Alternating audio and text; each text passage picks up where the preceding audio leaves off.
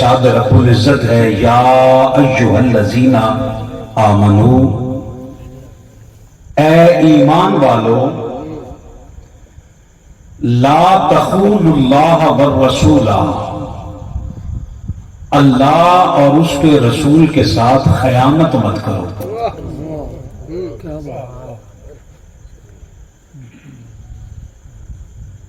اللہ اور اس کے رسول کے ساتھ زبان بولیں جی ذرا، خیانت مت کرو۔ اب تو موضوع امانت سمجھ آ گیا ہو۔ کمال کی بات یہ ہے، آیت کے پہلے حصے میں کہا کہ اللہ اور اس کے رسول کے ساتھ خیانت نہیں کرنی، آیت کے دوسرے حصے میں فرمایا وَتَخُونُوا أَمَانَاتِكُمْ، آپس میں ایک دوسرے کی بھی امانتوں میں خیانت نہیں کرنی۔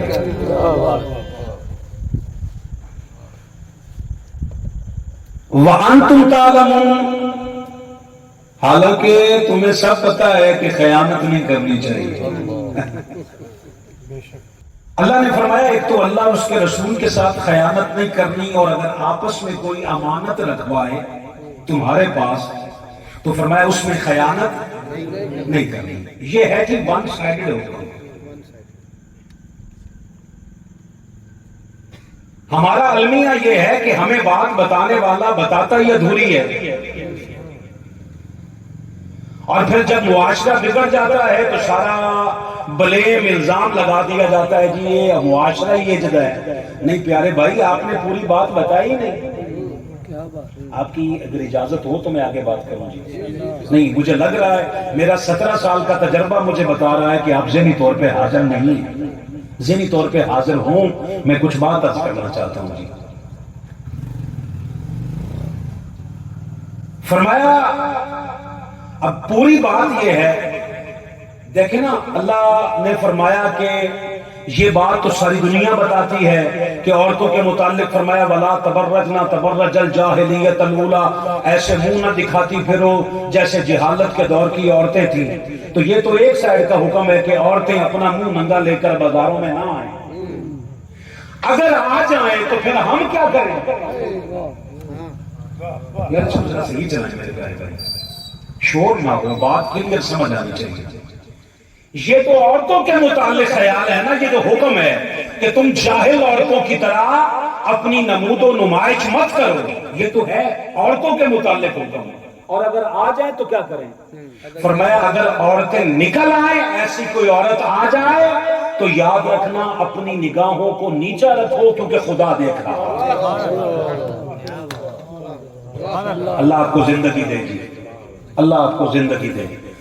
اس لیے یہاں بھی یہ فرمایا کہ کوئی امانت تمہارے پاس رکھوائے تو فرمایا اس میں خیانت، ڈاکٹر صاحب خیانت نہیں کرنی۔ اچھا، اس آیت میں تو یہ فرمایا کہ جو تمہارے پاس امانت رکھوائے اس میں خیانت نہیں کرنی، مگر اللہ وحدہ لا شریک نے سورۃ النساء کی آیت نمبر 58 کے اندر ایک ایسا حکم دیا ہے، آپ دعا دیں گے۔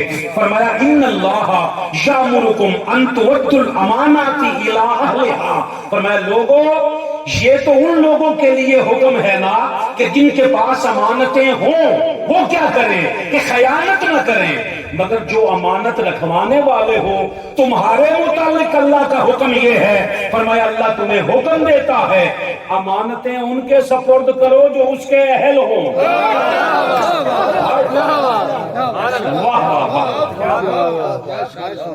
میری حاضری ہوگی جناب آپ کے اتنے سے بولنے سے۔ فرمایا امانتیں ان کے سپرد کرو، بس ٹھیک ہے جی، اب کلیئر آواز ہے۔ اب فرمایا ان کے امانتیں سپرد کرو۔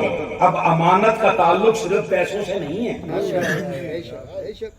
کیا بات، امانت کا تعلق پیسے سے نہیں ہے کہ آپ نے 50,000 روپے کسی کے پاس رکھوا دیا اور وہ اس میں خیانت نہ کرے۔ مجھے دیکھیں جی، میں دیکھ کے بات آپ کروں، یہ بھی ایک امانت ہے۔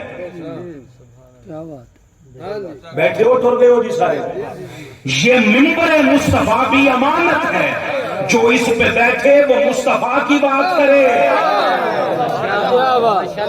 اگر مصطفیٰ کو چھوڑ کے بات کرے گا، چلو جی ہمیں تو یہ خطرہ کوئی نہیں کہ ہمارے جانے کے بعد کوئی کہے گا کیا.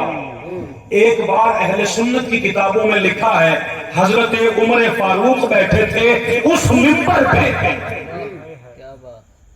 زمانہ تھا نا، اس منبر پہ بیٹھے تھے تو مولا حسین آگے کہنے لگے عمر نیچے اتر، یہ میرے بابا کا منبر ہے.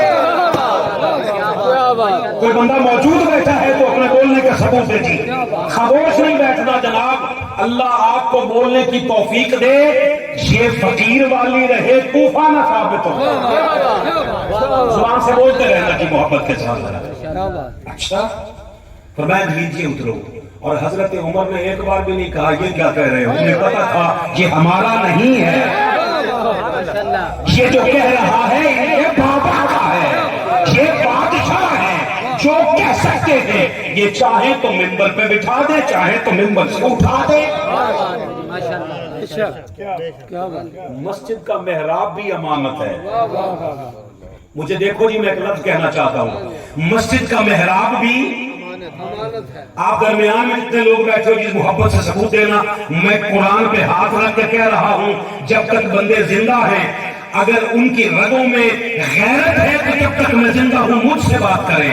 مسجد کا محراب بھی امانت ہے مگر اس کا اہل صرف داڑھی والا نہیں ہے. تو فرمایا امانتیں ان کے سپرد کرو جو اس کے اہل ہو. اچھا جی چلو اس بات کو وہیں پہ چھیڑ کر اگلی بات کرتے ہیں. ازل سے قدرت کا اصول یہ ہے کہ جہاں امانت ہوگی وہاں خطرہ ہوگا. ازل سے کائنات کے مالک نے یہ اصول رکھا ہے کہ جہاں امانت ہوگی وہاں خطرہ ہوگا. اچھا اور بات مزید کھول لیں، جتنی بڑی امانت ہوگی اتنا بڑا خطرہ ہوگا. جتنا بڑا خطرہ ہوگا اتنی بڑی آزمائش ہوگی.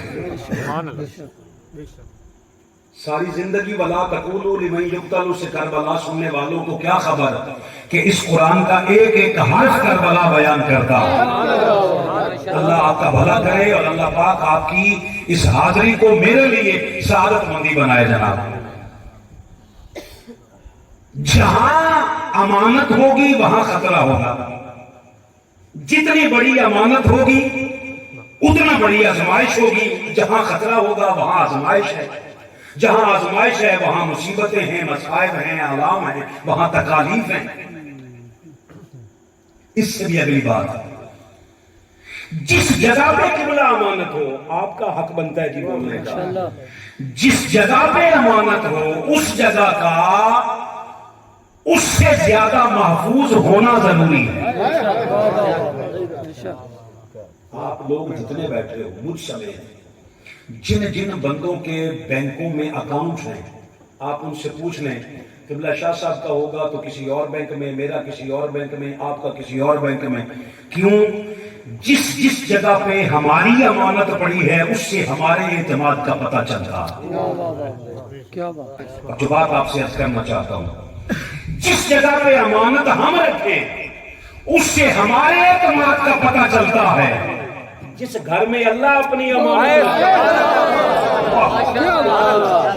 جس گھر میں اللہ اپنی امانت رکھے ایک لمحے کے لیے سوچنا ضرور وہ گھر کیسا ہوگا، اس گھر کے افراد کیسے ہوں گے، اس گھر پہ اللہ کو یقین کتنا ہو.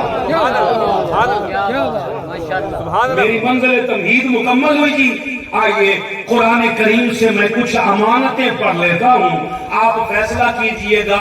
جہاں جہاں امانت رہی ہے وہاں وہاں خطرے نے جنم لیا ہے، اور جتنا بڑا خطرہ تھا اتنی بڑی قربانی دینا پڑا.